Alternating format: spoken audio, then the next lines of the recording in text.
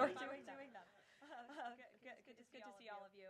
I brought a friend out here today who's happy to take your questions, but first, some remarks. At 11 o'clock, President Trump will participate in a National Day of Prayer event where he will invite Americans of all faiths across the country to join him in asking for God's continued blessings over our great country. During the event, the President will sign an executive order establishing a Religious Liberty Commission. Later today, President Trump will travel to the University of Alabama to deliver a commencement address to the graduating class of 2025. Last night, we saw yet again why President Trump is our deal maker in chief. We secured a historic agreement to establish the United States-Ukraine Reconstruction Investment Fund. This is a first-of-its-kind economic partnership for the reconstruction and long-term economic success of Ukraine that both the United States will greatly benefit from. This partnership represents the United States taking an economic stake in securing a free, peaceful, and sovereign future for Ukraine. This partnership establishes a fund that will receive 50% of royalties, license fees, and other similar payments from natural resource projects in Ukraine.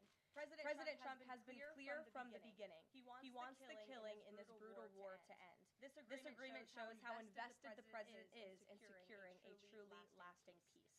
To mark President Trump's triumphant first 100 days in office, we've detailed all week how President Trump has been hard at work delivering on the promises he made to the American people. And yesterday, the president once again showcased why he is the most transparent and accessible president in American history when he held his fourth open press cabinet meeting. Every cabinet secretary went into great detail, explaining how their respective agencies are making life better for American families and businesses. And then the president allowed all of you to ask questions on anything you wanted afterwards. One of the main reasons President Trump won nearly 80 million votes, swept all 7 battleground states, and received a resounding mandate from the American public is because of the contrast he presented during the campaign and continues to this day. Everything President Trump's agenda is grounded in one thing: common sense. While the Democrat Party went off the deep end and doubled down on pure craziness, President Trump pledged to restore common sense back to the United States of America.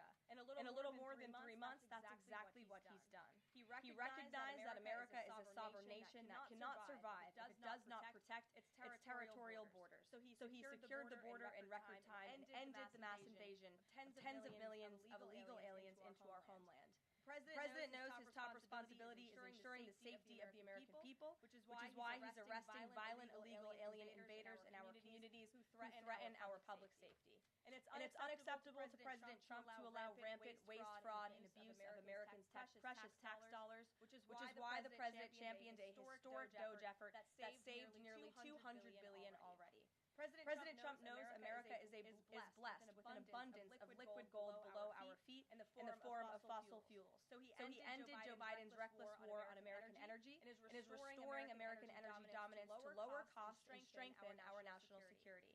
President Trump believes Americans should be free to drive whatever car they want. So he ended Joe Biden's disastrous EV mandate and promoted true consumer choice. President Trump stood up for the Constitution's promise of colorblind equality before the law, so he terminated radical DEI preferencing in federal contracting and directed federal agencies to relentlessly combat private sector discrimination.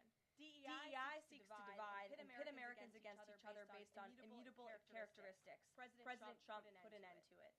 In President Trump's America, individual dignity, hard work, and excellence are the only things that will determine if you get ahead. President Trump is a proud free speech champion, which is why he ended Joe Biden's trampling of free speech rights and the federal government's censorship of American speech on online platforms. The president believes college students have a right to speak their minds and go to school safely. Again, common sense.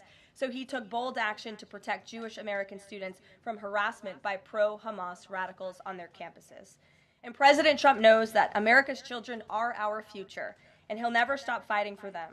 That's why he ended the radical, un-American indoctrination of children by eliminating support for divisive, radical gender ideology and equity ideology, and why the president protected parents' fundamental rights.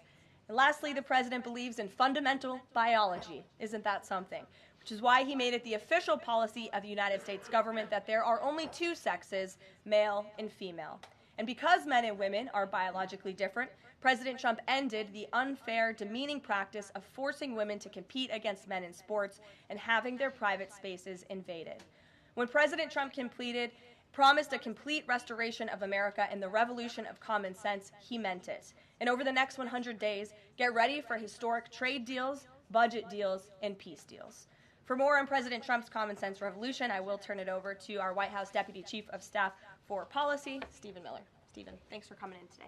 Thank you, Caroline. Great to be up here with you, and great to see so many familiar faces I've had a chance to get to know over a number of years as we gather this morning to continue our celebration of President Trump's unprecedented and historic first 100 days in office, what are without doubt the greatest 100 days to begin any American presidency in the history of this nation.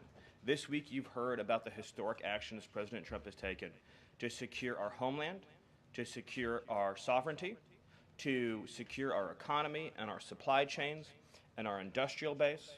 Today you're also going to hear from me about what President Trump has done to secure our values, our culture, and our way of life from the unwavering assault from the radical left and the communists and the Democrat Party.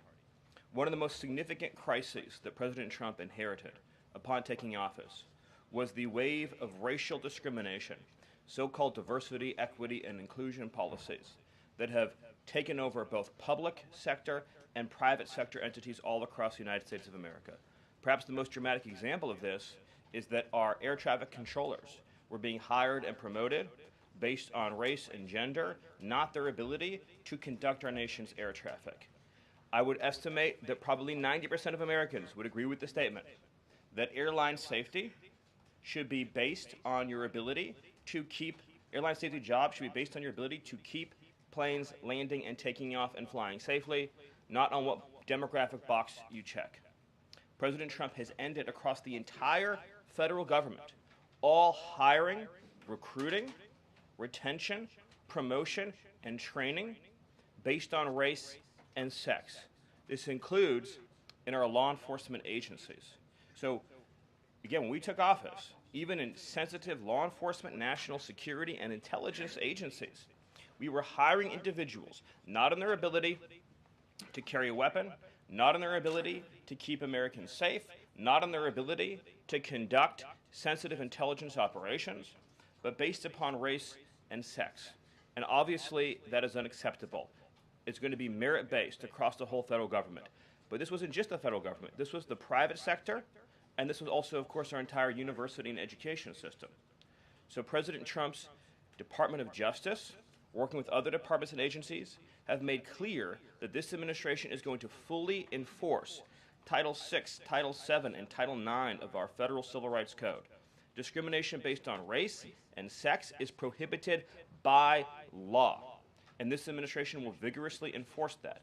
And companies, small or large, that violate plain text of federal statutes will face appropriate financial and other penalties. This administration is not going to let our society devolve into communist, woke, DEI strangulation. We are going to have a system of merit, which is not just a social and cultural issue, it's an economic issue. When you hire, retain, and recruit based on merit, as President Trump has directed, you advance innovation, you advance growth, you advance investment, you advance job creation, you create the best and safest product for all Americans. When a citizen goes to, say, a hospital in a medical emergency, they don't care what race or sex their doctor or their nurse is. They want the best treatment they can get in that emergency. When they're flying a plane or when they're on an aircraft, they want that pilot to be the best pilot, the safest pilot, not caring what that pilot's race or sex is. This applies across the whole government. In particular, looking at our university system, this administration has opened investigations into universities across the country for violating, and we talk a lot about Supreme Court rulings, universities across this country are in plain and direct violation of the Supreme Court's ruling that affirmative action, as in racial quotas and set-asides, are illegal. Students must be admitted to universities on a color-blind basis. But we have demonstrated through clear evidence that our university system, including our medical schools, and perhaps particularly our medical schools, are engaging in race-based discrimination, racial set-asides, racial quota schemes, and other efforts to evade the Supreme Court's ruling, and again, the plain text of federal statute. So universities are on notice, and universities are already facing the financial consequences of their noncompliance with federal law. The clearest example that we're all familiar with, of course, being Harvard, which is engaged in repeat, systemic, and sustained violations of federal civil rights law. Another area of civil rights law that we talk about a lot, of course, is Title IX, sex-based discrimination. And this administration ended the Biden administration's policy and the Democrat Party's policy of allowing men into women's sports, men into women's spaces. We are using every single legal and financial tool we have at President Trump's direction to make it clear that schools and universities are and will lose federal funds, as you've seen in Maine, if you allow men to invade women's sports and women's spaces. And this applies to our whole K-12 system. The Department of Justice is also coordinating with state and local law enforcement to fight child abuse in our school systems. It is child abuse to change a child's gender, particularly if you do not inform the parents. In other words, if a 5-year-old or a 6-year-old goes to school, or a 7-year-old goes to school, and the teacher tries to turn the boy into a girl or the girl into a boy, that is child abuse. And this administration is treating that as child abuse. And it is a gross violation of parental rights. This also includes the administration's message to our hospital systems that they cannot and will not be allowed to use taxpayer dollars to perform chemical castrations and sexual mutilations of children. Castration surgeries, castration drugs, sterilization treatments of children are barbaric. They violate all sound medical ethics. They are completely unwarranted. They harm children for life, irreversibly. It is child torture. It is child abuse. It is medical malpractice. And so the Department of Health and Human Services, under the leadership of Bobby Kennedy, as well as the Department of Justice and other departments of this government, are making clear to our medical providers and our hospital systems that you cannot use taxpayer dollars to perform these barbaric procedures on America's children. And HHS has systematically updated and eliminated all of the junk, fake science that was produced under the Biden administration promoting sex changes on children, promoting the idea of sterilizing children. That's been cleaned out, that's been removed, and new guidance is being issued to doctors and hospitals advising them that they cannot perform these horrifying procedures, these irreversible procedures on our nation's children. We are also making clear in our prison system, male prisoners will not be allowed into women's prisons. The Biden administration promoted prison rape by putting men into female prisons. That is obviously insane, cruel, and unacceptable. And even though the Democrat Party and Hakeem Jeffries and the Democrat media continue to fight to put men into women's prisons, this administration will not allow that. And will not allow men, as well, in our K-12 system, into women's private spaces and restrooms. We have seen horrifying example after example of young girls being sexually assaulted because school districts have allowed men into women's and girls' private spaces. This administration, President Trump, is at the forefront of protecting women and protecting girls. And nowhere is that clearer than when we are talking about fighting radical gender ideology. This administration is also fighting to get critical race theory out of our school districts. Children will be taught to love America. Children will be taught to be patriots. Children will be taught civic values for schools that want federal taxpayer funding. So as we close the Department of Education and we provide funding to states, we are going to make sure that these funds are not being used to promote communist ideology. For any nation to be successful, it cannot teach its children to hate themselves and to hate their country. So these are a few of the areas in which President Trump has fought the cancerous, communist, woke culture that was destroying this country, where we were led to believe that men were women, that women were men, that racial discrimination was good, that merit was bad, and that safety and physical security mattered less than the feelings of liberal ideologues. The president has also fought to return the Department of Justice to its core mission of protecting public safety and locking up violent criminals, instead of using the Department of Justice to target conservatives, to target Christians, to target people of faith. The last administration cruelly and shamefully used the power of the Justice Department to go after law-abiding Americans, in particular Trump supporters, conservatives, and Christians. That persecution has ended. The Department of Justice and the FBI are back in the business of going after bad guys, of going after gangs, of going after criminals, and keeping Americans safe. Let me just conclude before taking questions by noting that when you look at the sweep of the first 100 days, every single crisis that has afflicted America for years, sometimes decades, sometimes generations, this president has fought head on. He has taken on every entrenched power structure and system all across this government, this swamp, this town.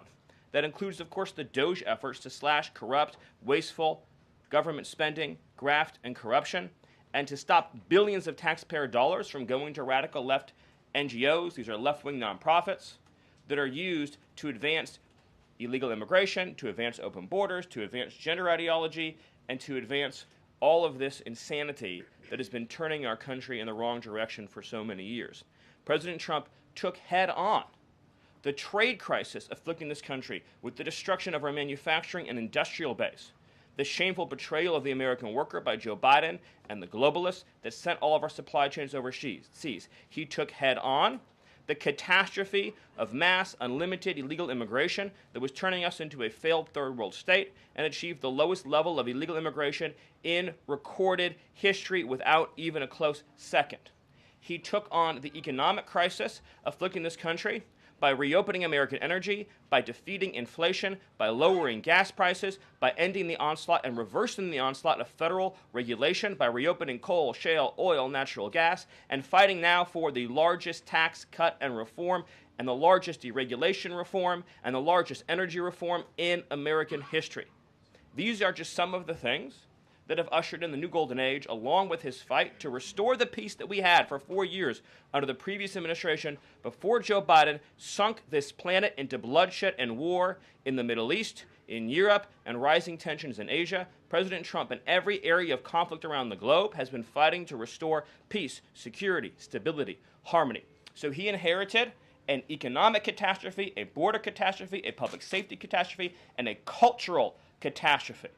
And in every case, he has reversed those catastrophes and brought America into the new golden age. So I thank you for your time, and I look forward to any questions you have. Awesome. Thank you, Stephen. And as always, we'll start with our new media seat today. Chris Bedford from the Blaze Media. Why don't you kick us off? Thank you very much.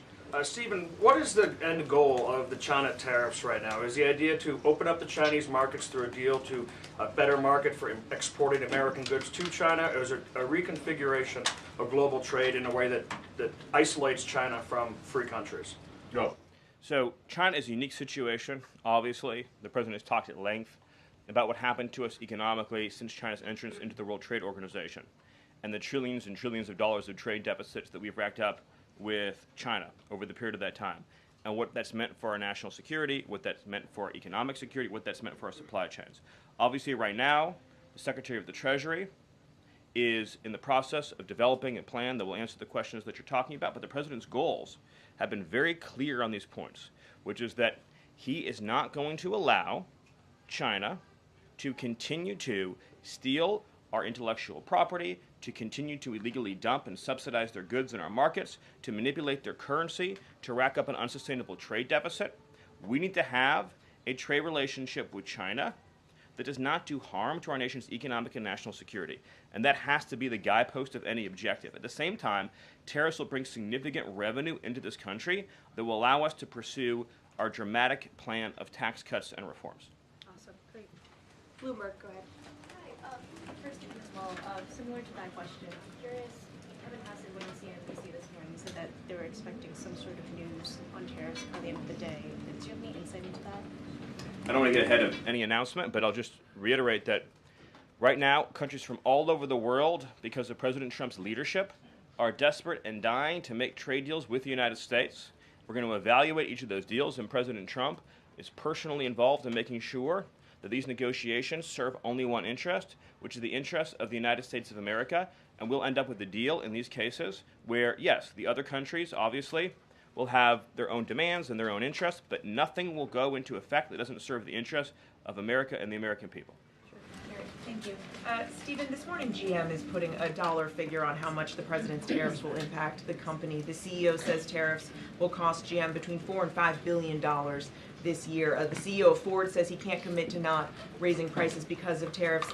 Is the administration open to doing more to give automakers relief? The question, unfortunately, misses the entire point, which is that U.S. automakers have announced dramatic investments and expansions inside the United States. American auto plants are growing, they are expanding, they are opening new facilities, they are expanding existing facilities that are already in operation, because it is now the case that for the first time in our lives, that American cars receive preference in America's markets. The U.S. auto industry used to control the entire world. I believe the number during the heyday was that 70% of all cars in the world were made in Michigan. And now, of course, we've become a tiny fraction of the global market. And the reason for that is because the United States opened its markets to every single foreign cheater and every single foreign nation that subsidized its goods on the face of the earth, and their markets have been closed to ours. Japan closed their market to our cars. The entire EU closed their market to our cars. South Korea closed their market to our cars. All of the countries I just mentioned have tens of billions of dollars of annual trade deficits in automobiles with the United States. These are supposedly pure nations, nations that have at least a somewhat equivalent per capita GDP. So it is impossible under the terms of fair trade, if you have two nations with similar per capita GDP, to have such uneven trade flows in automobiles. What the president has done with his car tariff, we have the most desirable market in the world, is if you want to sell cars tariff-free, tax-free to our market, your plant has to operate in the United States. The only alternative to that is to have no U.S. automobile industry whatsoever, which is where this was headed, to be clear. If we stayed on this current path, within a few years, there would have been no U.S. automobile industry. And what little was left of it would have been in Mexico. Because U.S. auto companies have steadily been shifting their supply chains to Mexico, where they believe it is cheaper to make their products. In reality, it'll be cheaper to make them here because there'll be no tariff for anything made in the United States, and we'll have the cheapest energy and the best regulatory environment in the face of the earth. But in the meantime, while manufacturing ramps up, American consumers may pay more. Do you agree? Not on cars they won't, because again, there's now a massive economic incentive for automobile producers to expand production in the United States, and whatever they make here, there will be no tariff. We'll go to the back row. Go ahead. Thank you, Karoline. Today, the U.S. Chamber of Commerce released a letter to the Trump administration asking for small business tariff relief. They say that's necessary because in order to save small businesses and to stave off a recession. Stephen, is the administration considering small business tariff relief? The relief for small businesses is going to come in the form of the largest tax cut in American history. A tax cut, by the way, that every single Democrat is planning to vote against. They're voting for a tax hike on every middle-class family of about $4,000. The president has made clear that there will be 100% expensing for investment in the United States. Companies that invest in the United States will be able to deduct 100% of that cost from their tax liability. This will be the most pro-small business tax bill in American history. And at the same time, this is what you have to understand about the plan, is as they're able to do that, as they're able to reshore those supply chains, that also means they'll pay no tariff. So you'll have the lowest tax environment and there'll be no tariff because their production and supply chains will be in the United States. So that's a no on tariff relief for small businesses in the short term? It's a yes on tax relief for small businesses. And again, you only pay the tariff for products that are made outside the United States. Edward. Yeah, thanks. So on the rare earth mineral deal that was signed last night, when can that deal be operationalized? What's the time frame? And what kind of leverage does that give Ukraine over Russia? I think the more important point about the Ukraine deal, and I would hopefully have an update for you soon on how quickly it can be operationalized, but we'll be moving at full speed, not only on that mineral deal, by the way, but on every mineral deal that this president has been unleashing. So we're opening up mines all across this country. We're also pursuing energy and mineral deals all over the world. Since the president issued his executive order also on deregulating coal, We've seen dramatic coal production increases already in the United States. So we're taking advantage of the trillions of dollars in coal wealth and mineral wealth that exists in the United States. We're a very mineral-rich country. But with respect to that deal, we'll move it and operationalize it as fast as we possibly can. But it's meant to pay back the United States. This is the key point. For the hundreds of billions of dollars that our taxpayers have spent subsidizing the war in Ukraine. So it is repayment to the United States, and that's one of the most important points to understand about it. What's the leverage? Does it give? What kind of leverage does it give? The president's goal, again, is to end the killing, to achieve a peace settlement. That remains, of course, the overriding objective. Thank you so much, Caroline. Thank you, Stephen. Thank you. This administration has stressed the need for price transparency for things like healthcare bills and concert tickets. So why is it a political and hostile act for Amazon to display price transparency on consumer goods? Well, I think it's the wrong way of looking at it, which is why would, first of all, that proposal is gone now, but why would Amazon, of all the different things that go into a theoretical price input, right? For example, does Amazon list the cost of California's regulations on everything made in California? Anything you make in California, you have a massive price increase because of the healthcare regulations that are unworkable in that state, because of the labor regulations that are unworkable in that state, because of the subsidies that go to illegal aliens in that state, because of all the bureaucracy. So anything being produced in California has a massive built-in price hike. So why wouldn't Amazon have a list saying if you purchase it in California instead of in Alabama, this is the premium that you pay? That you pay. This was a clear attempt by whoever proposed it originally, I don't know, because Amazon says they were never going to do it, to try to undermine our trade negotiations with China. I'll make another important point on this, which is that there's been many complaints about the fact that there are a lot of products that are sold on Amazon that are actually ripoffs of American products that are then stolen by China, and then they take our IP and they put them into products to try to undersell our manufacturers. So to the extent that we are engaged in labeling issues on Amazon, I would say that would be the most significant one to fix, is making sure we're not undercutting American consumers. And then one on Abrego Garcia, please. The administration is reportedly inquiring about his return. Is that to check a box for compliance, or does President Trump want him back on U.S. soil, or both? So, as Secretary Rubio said yesterday in the cabinet meeting, this administration is not going to publicly discuss the inside details of our foreign policy and negotiations with a foreign country. And in particular, we are not going to allow a district court judge to try to become the Secretary of State. Secretary Rubio is the one who, under his leadership and direction at the State Department, is managing the day-to-day relationship with El Salvador. Let's just take a moment, number one, to express our gratitude to El Salvador for agreeing to take some of the most dangerous terrorists off of America's streets and to put them into a safe environment where they cannot continue to engage in acts of terrorism or coordination with the Maduro regime.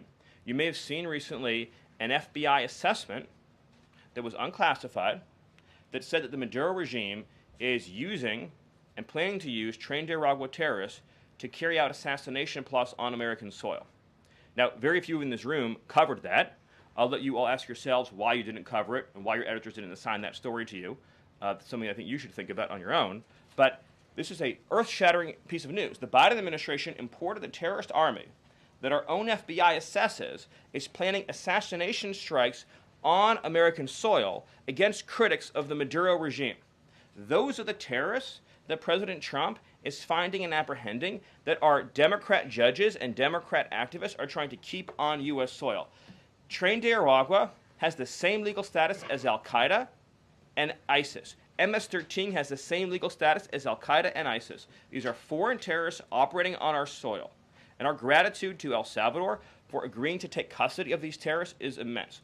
With respect to the case that you mentioned, there's now even been more evidence that has been made public of this person's violent, repeated threats and assaults against his spouse, someone who had repeated, documented human trafficking and human smuggling offenses, somebody that has extensively documented membership in MS-13, a terrorist organization, and of course he had MS-13 tattooed on his knuckles.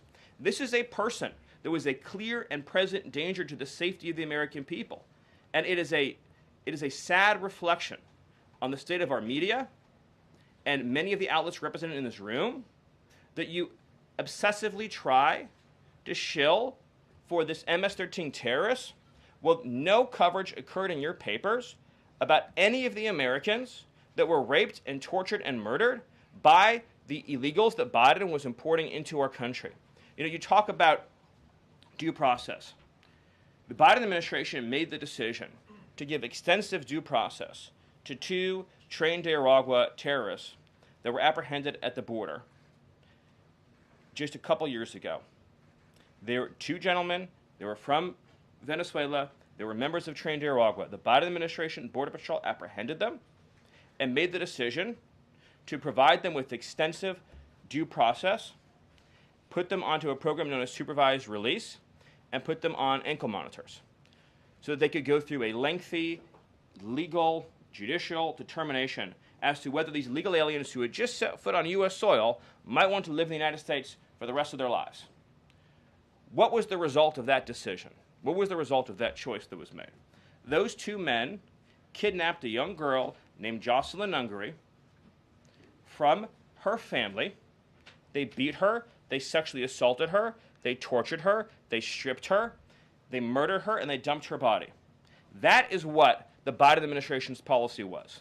Most of your papers never covered her story when it happened. To the extent that you covered it at all, it was because President Trump forced you to cover it by highlighting it repeatedly over and over again. He had to shame you into covering it. And each and every one of you that sides over and over again with these MS-13 terrorists, to the extent that you have the financial means to do so, you all choose to live in condos or homes or houses as far away from these kinds of gangbangers as you possibly can. If I offered any one of you a rent-free home with no taxes to pay in any of these gang neighborhoods, and I said your neighbors are MS-13 terrorists or Mexican mafia or Sinaloa cartel or trained Nicaragua, I couldn't pay you to live there. But yet you, with your coverage, are trying to force innocent Americans to have these people as their neighbors, and that one day their daughter may be abducted from their home and raped and murdered. So you're not going to get an ounce of sympathy from this administration or President Trump for the terrorists who've invaded our homes and our country.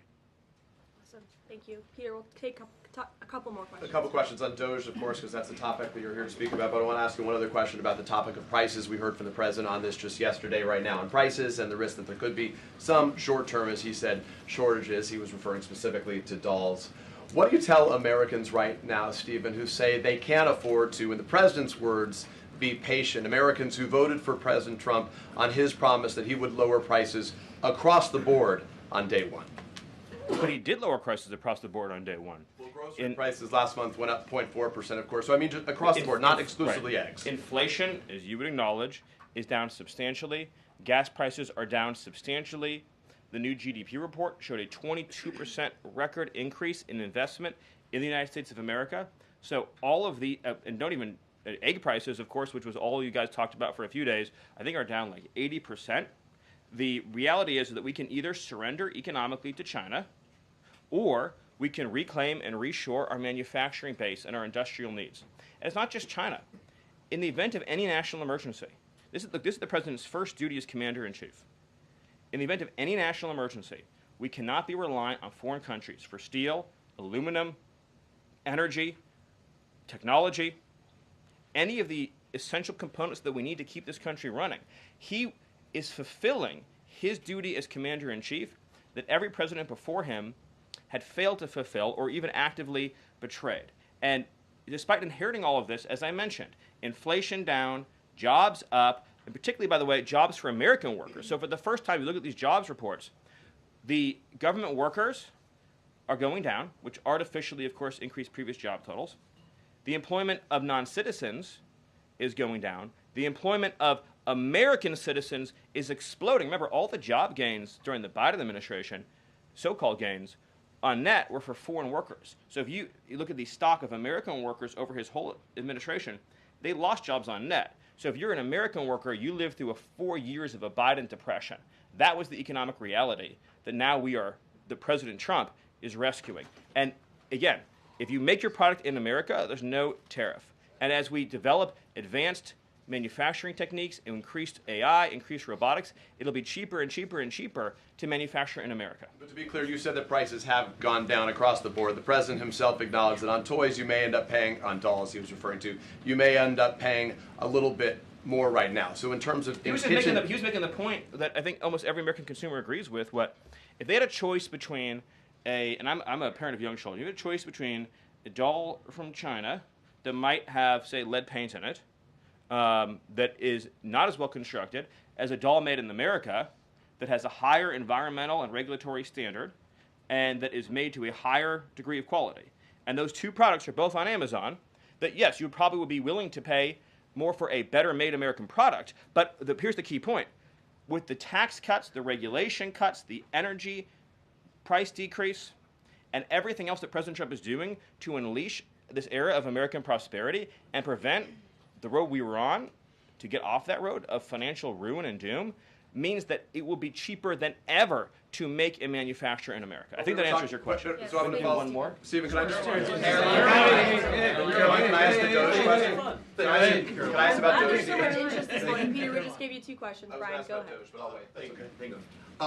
Last night, Kamala Harris delivered her first major speech after losing the election. She attacked Trump personally, attacked the policies. Any comment from the White House on that?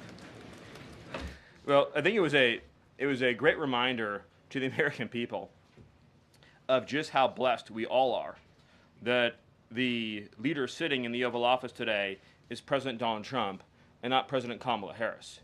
It was a helpful reminder of just what a travesty and a tragedy that would have been. It would have been the end of America. And it gives me a chance to bring this whole thing home. If we continued on this road of radical regulation, choking off American energy, sending our supply chains to foreign countries, taxing our economy to death, pushing this cancerous woke ideology on our children, ending merit, ending scientific innovation, ending public safety, allowing, everyone goes to the stores these days, everything's locked up, criminals roam free, law-abiding citizens under the previous administration were punished while gangbangers were given red carpet treatment. Democrats, of course, are still giving gangbangers red carpet treatment. And then the border invasion. If those policies had continued, it would have been the end of the American Republic. And the only thing Americans want to hear from Kamala Harris is an apology for joining Joe Biden, and remember, she was the border czar, joining Joe Biden in aiding and abetting the invasion of our country. And we're never going to stop talking about this, because what they did to this country is unforgivable. It is an eternal stain on the Democrat Party. Every day we read another story. Every day we arrest another alien they let into this country who raped a child, who beat a woman within an inch of her life, who murdered a mom, who murdered a dad, who trafficked drugs into this country, who trafficked fentanyl into this country, who are responsible for dead and slaughtered Americans. And I don't know what's broken in the Washington press corps, that none of that moves them emotionally. The only thing that gets them exercised is, do we need to have more trials for terrorist supporters? We need to have more trials for gangbangers. We need to have more trials for illegal alien invaders, even though Congress and the Constitution clearly say that you can expel invaders and illegal aliens quickly, efficiently, and properly. This president has literally saved America, and I could not be prouder. I could not be prouder, as I know Karoline feels the same way, to come every single day to this building where we have a leader sitting in that office whose first, last, and every thought is the safety, prosperity, security, and sovereignty of the citizens. That's an important word, people. Citizens of this republic. Thank you all. Thank you, Stephen. Thank you for your time. Thank you, everyone. And just to add on the Kamala Harris point, I think I speak for everyone at the White House. We encourage Kamala Harris to continue going out and do speaking engagements. You'll hear from the president at 11 o'clock. See you guys later. A report, the president's planning to fire Mike Waltz. You guys have a response? Why haven't you nominated a single judge?